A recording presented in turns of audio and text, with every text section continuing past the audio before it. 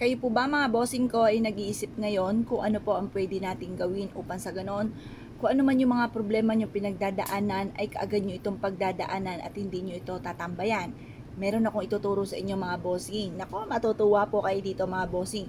Kasi ito po mga bossing, alam nyo po ba, kapag po daw marami kayong mga problema pinagdadaanan, gagamitan nyo po ito ng kandila. Ito po matagal na namin ginagawa mga bossing. Dahil kami po yung lumaki sa mga albularyo. Ito po ang madalas namin ginagawa kapag pupunta kami sa albularyo. Halimbawa may karamdaman or kaya po ay magpapahula o naniniwala po kayo dyan.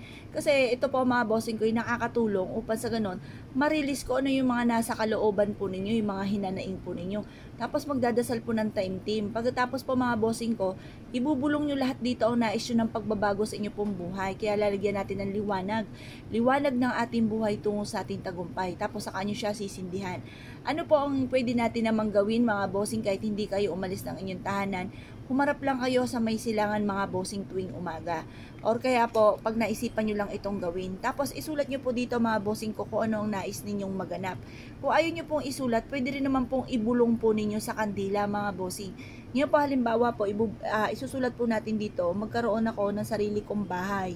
Yan, magkaroon ako ng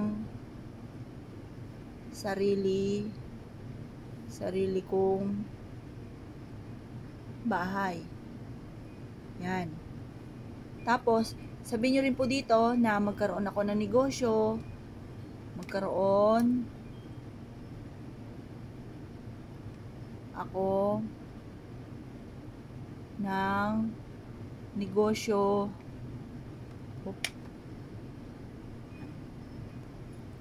Magkaroon ako ng negosyo na dito na ako, wag po mapuputol mga bossing ha.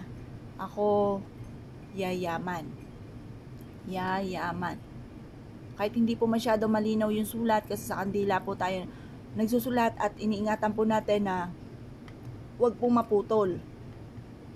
Tapos sulat niyo po dito, magkakaroon ako ng 5 million.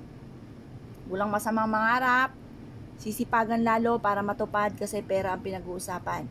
Yan. Pagtapos nyo po isulat po lahat mga bossing, saka nyo po ito sisindihan mga bossing.